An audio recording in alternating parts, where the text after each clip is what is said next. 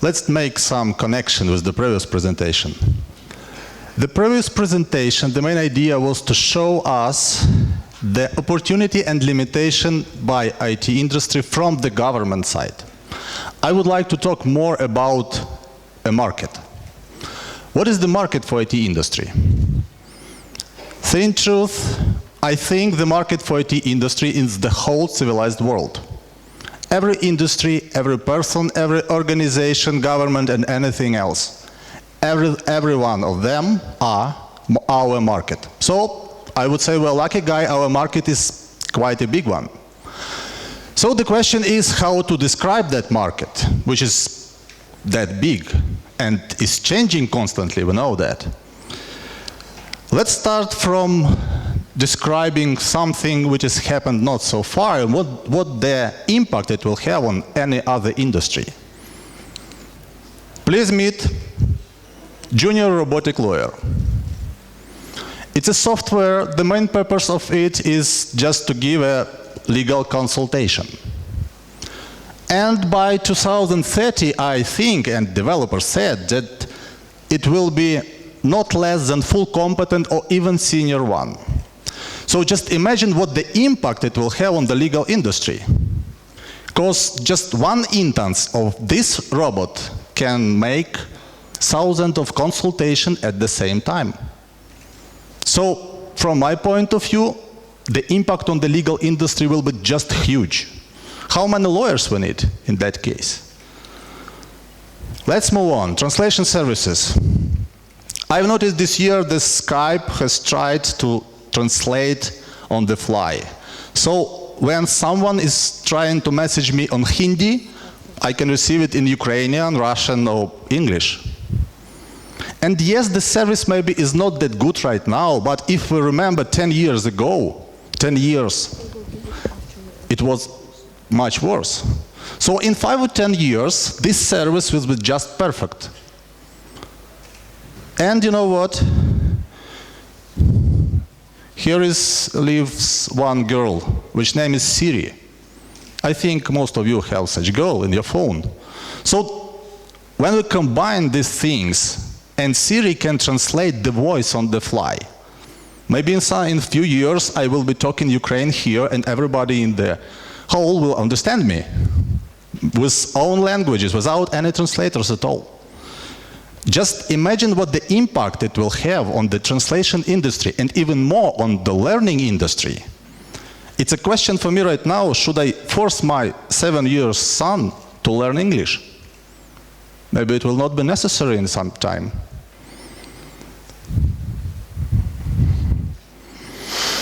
Driverless car. You know that enough producers right now is doing this on a regular basis. So it's not anything which is very new. And I just have one story I found in the Facebook that the self-driving trucks were going through the whole Europe to the Maasvlakte port in the Netherlands. Why I remember this story? Because I was at that port. And I would say that port is quite unique. There are almost no people there. They say story that there are 2 computers. One is responsible for containers place. Containers need to put one on another. And the second is responsible for the self-driving electronic car without people. So the question is, where are people? Yeah, people are busy. Few of them are busy to look after computers, and others are busy to look after that self-driving cars. What an amazing job. So the question is what the impact it will have on the whole transportation industry. And you know that Uber not so far started driving with self-driving cars. So it's not the future, it's today already, I would say. And this slide, it seems to me the most scared one, because we all need to think about that. This spring, the computer AlphaGo won the game Go from the champion of Go game. That game is the most complex game in the world. Everybody says this. I don't know, I don't play it, but I think that it is. It's almost infinite number of steps there. So it has more than 5,000 years history. So the master of this game do know how to play this game, but computer won. So, just a small question. What the impact it will have on all industries where brains are using actively? Huge.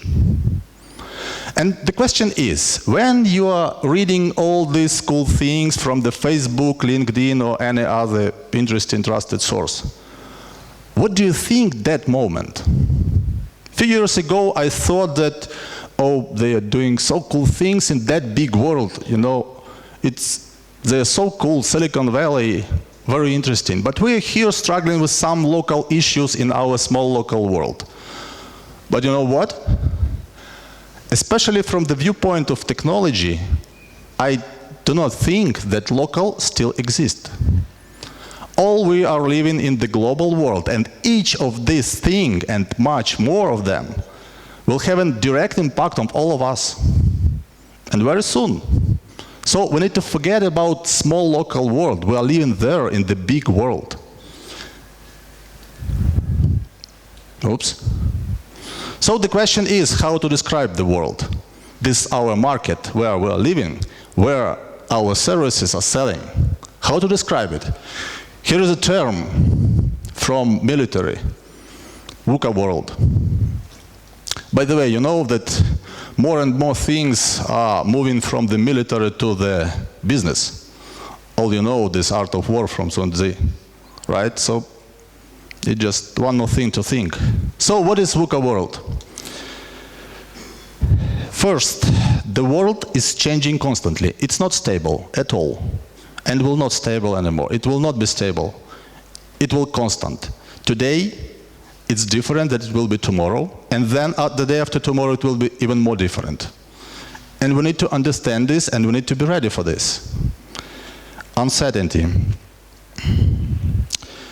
From my point of view, the most powerful tool to describe anything is a systematic thinking. So when we see anything like a system, like a whole system, with a lot of roles, a lot of links inside, a lot of impacts, but it's the whole system. So when we see any kind of system, we need to understand that we will not know everything about this system. So in any system, we will find something which is unknown for us. Complexity. Seems like very understandable and easy word. Hope most of you read Isaac Asimov Foundation. There was one idea. So mathematicians prepared a set of equations which described the thousands of history of the whole civilization. Just imagine this equation with tons of arguments, each of that has an influence on all other arguments. It's a kind of description of complexity. It's quite a big thing, quite not understandable. And the last one, ambiguity. Let's imagine that the truth is a 3D object in front of me. I can touch it, but I can see it. How I can describe it? I can describe my part, what I see, right? What the person opposite me, how he can describe the object? He can describe the real part of the object, right? So the question is, at the end we receive two descriptions which can be different from the same object. It's about the last word. So each system which we found on the Earth can have more than one meaning from different point of view.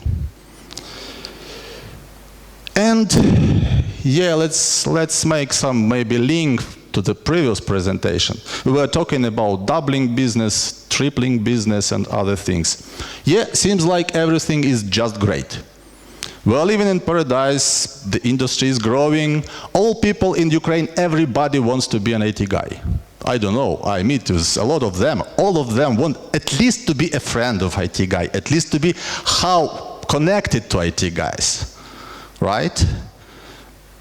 But the problem in all this, that the industry in the world doesn't grow so fast. And the global world is changed. It was the same growth, so big growth. And from my point of view, we still have some gap in time which we should use.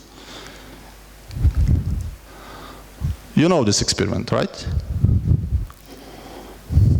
It's a frog sitting in the boiling water. So when you put the frog in the cold water and start heating it, the frog will not understand anything at all, will not understand that the problem exists until it is already boiled. So, from my point of view, we have now so paradise world, but we need to think that we're living in the global world, which is a bit different. And we need to think that we still have some gap, maybe not so big one, but still have, to use it to be ready for that big world where we are living. I do not want to find my company one day in this circle. Because you know, all of them were just huge players, both animals and businesses, whatever, Polaroid. Just a huge dinosaurs. They didn't understand that the world changed. They were not ready to adopt. So this rule, adopt or die, works just perfectly. So the question is, after all these scary things, let's move to the global trends which has an influence on all of us, on our industry, in the global world. We're talking about global world. First of all, prices for staffing services stopped growing. It was not even this year, it was a year before. A year before, in 2015, I found a few articles from the big players, big India outsourcing company, that through the last 20 years, where each year the prices were growing, it was the first year where prices were lowering down. So we need to understand that the world changed. The industry became mature. And yes, we have a whole world, lots of niches where we can be, but we have enough players to play in that world. More often and often, customer wants to pay for the results. Not for hours, not for bodies, not for hands, heads, or how we can name it. Customer wants to pay for the result. Moreover, customer wants to pay for successful result. So very often customer asks us to make proof of concept or MVP or anything like that. And if the proof of concept can give direct benefit to the business, in this case, customer is willing to pay us even more. So we can earn more, but only in case of successful result. Insourcing. 2 stories from my company. First, we were working with a big player in security industry, and we were doing for them low-cost services. One day, customer understood that can move the services to its office in India, or China. It was China. And from one point of view, we lost the customer. From the tactical perspective, we lost the customer. It was very bad. But from strategical perspective, at that time, we had a great lesson. We understood that we cannot compete in the whole world with low-cost services. It was just a great lesson for us. And the second story, when we had the same thing with other customer in just 2 or 3 years after this first story. So customer come to us and also try to move all the services to India.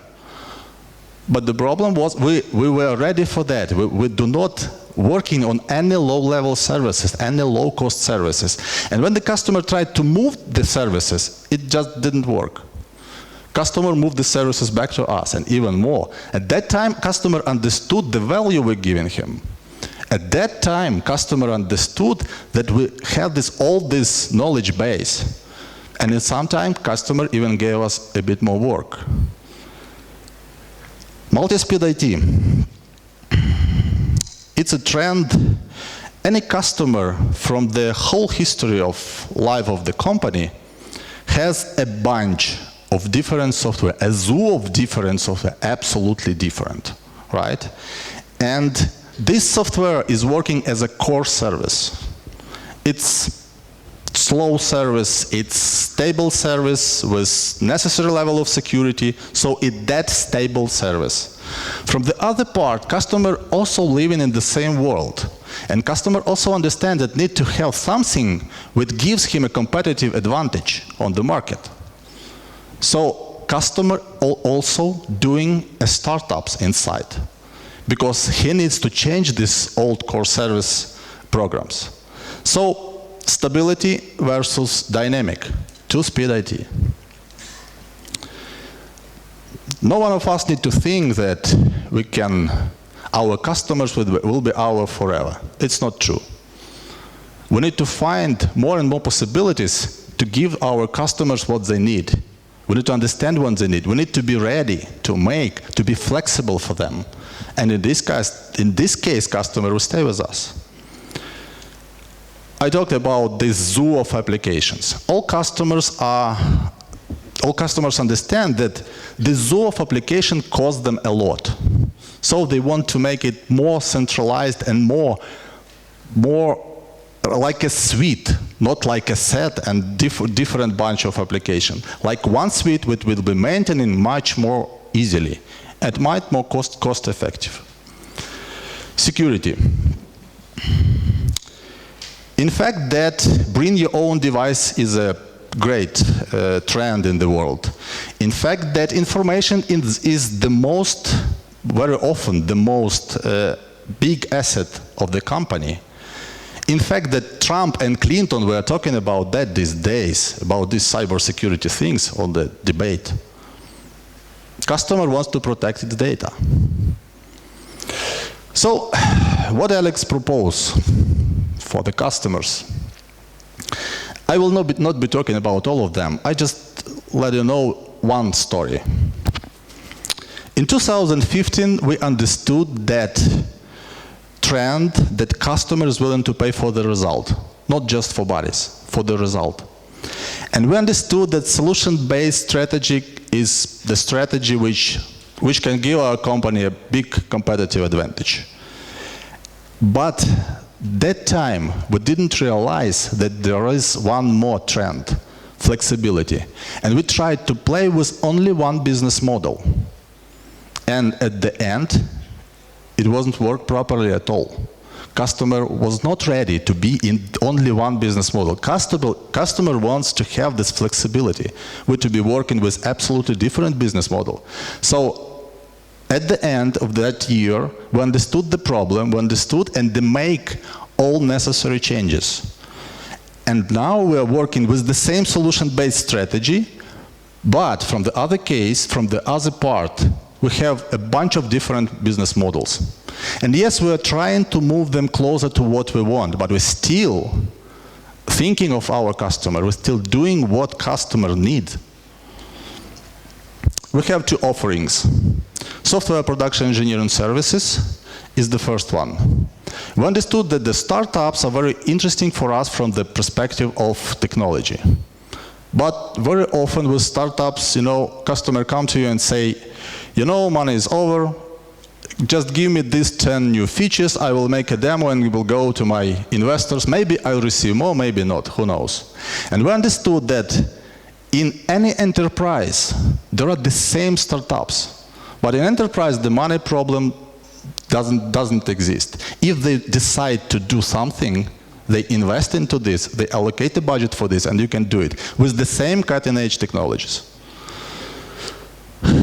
It just phases of the software product engineering services. By the way, if you see attentively, the first phase is more like a startup, to others more about stability. The second key offering, enterprise out of the box. I said about this zoo of applications, of this, a lot of different, absolutely different platforms, a lot of different, stacks. And it's not so easy to maintain them, and it's not so easy to make one security for all of them, and it's not that easy to support all of them.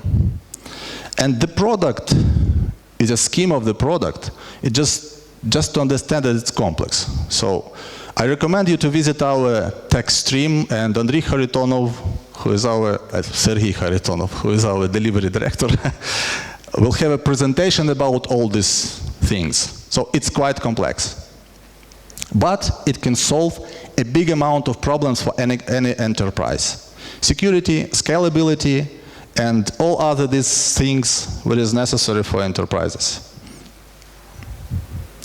So the question is how to combine all these different approaches into one suite. How to do that? My answer is the only one. It's a culture. The culture based on some specific but very understandable things, such as focus on client, where we understand the client needs, understand it very deeply. The second one is innovation. Innovation in everything. Innovation in the stable part and in dynamic part, everywhere. And the third one is a teamwork. So here is some video. I hope it will start automatically. How to turn a great idea into a software product? Begin. Work more, work smarter, test it. Not working? Focus, try a new way. Your first win, but it's only a start. Follow the process, test again. You need to be sure. Go ahead, experiment. Oops, that hurt. But you don't stop. No rest today. Rely on your team. Stay the course. Improve the architecture. Improve the code. Improve the design. Go live. Get user feedback. Missing? Tweak it. Okay. Now you have a great product. Share your success. Celebrate. Call your mom. Make great things happen. Make a difference. This is how it's done. The way we've always done it. Time after time. Push the limits. Accept new challenges. And never, ever stop. For 25 years, bringing your brightest ideas to life. Alex.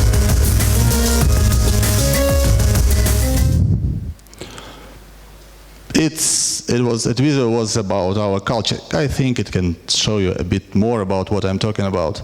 So, what is my goal?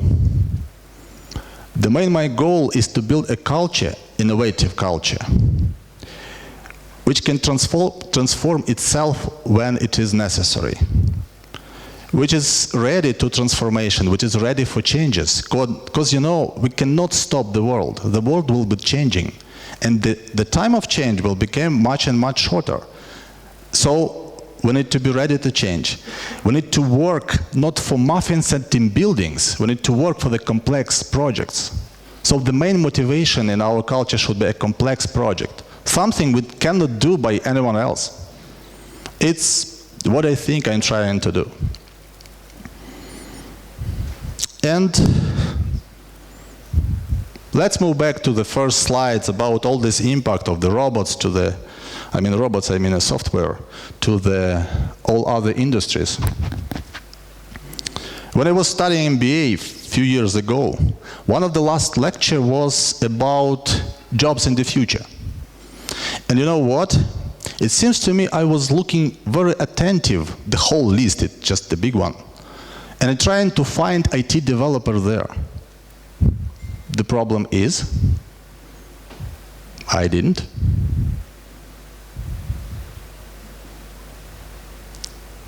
So, all we need to think, who I will be in some time, what we will be doing. Because 16 years ago, we were a staffing provider. Most of us, I don't know about everybody, but right now, or maybe a few years plus minus, we are a solution provider, maybe with different business model, but still. Who I will be in 16 years? It's just an open question. I don't know exact answer. I would like to know, and I think when we will be looking on this changing world, we will understand what to do to be ready for this. Thank you.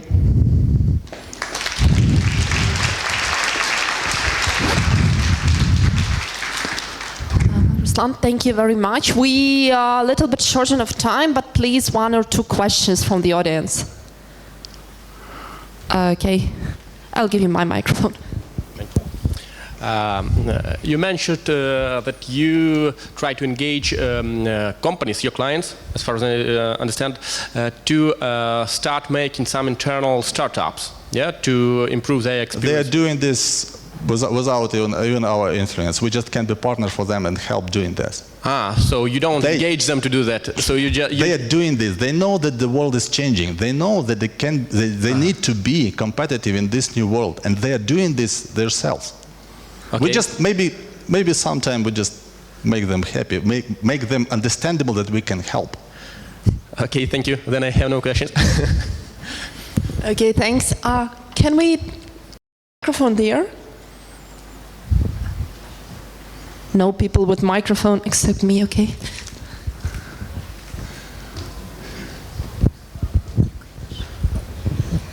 You mentioned that, first of all, it's really not nice being like a frog in hot water, but unfortunately it's true. That's why we cannot predict that one too. I saw that Alex has R&D department. Do you have any achievements that you could share with us? Something unique for Lviv? Did you saw that machine, that green one at the entrance? It's ours. Sorry, Maybe it's no. not R&D. That we have a machine here at the entrance. You can see it. It's just a small part. The second was, you see that drones. It's only started from the R&D. By the way, it started as a help to our East issues, these drones. But at the end, we understand that we can monetize it with a bit different business model. So yes, we are doing different type of R&Ds, including that platform, that enterprise out of the box. And it's also like an R&D. It's just a huge one. Do you have engineers from other spheres like physics, chemistry, Physics, yes. Mathematics, yes. Chemistry, still not. Maybe one day we will think about that. We thought about biologists. So, yeah, I think one day. Because maybe our future is a mix of industries. And you can be right. Okay, more questions from the audience? Then I have the last one, maybe. For a long time, Ukraine has been known for like pure outstaffing services. Yes, that it would be great to come to Ukraine and to buy a set of great developers and to work with them. What you propose, it's different business model. How do you cope with the problem of selling this new business model and new type of services to clients abroad? Great question. This year we won a project from agriculture, by the way, from Ukraine. Ukrainian agriculture, bosses of the business were working through the whole world trying to find something which can be suitable for them and didn't. So they started to do their own program, their own, maybe even suite, not a one software, but a suite of software, right? So when we started the project, there are 3 business models inside. So it's the question of flexibility. We need to be ready for that. The first was about licensing. The second was about fixed price and solution-based phases. And the last one is dedicated team. So 3 different business models in one customer, in one project. It's about flexibility. We just need to be ready. We can start with customer as outstaffing and then move to solution. We just need to be ready for different, we need to be flexible to take the customer. Okay, thank you. Thank you very much. Just a minute to switch to the next presentation. Stay here, please. Thank you.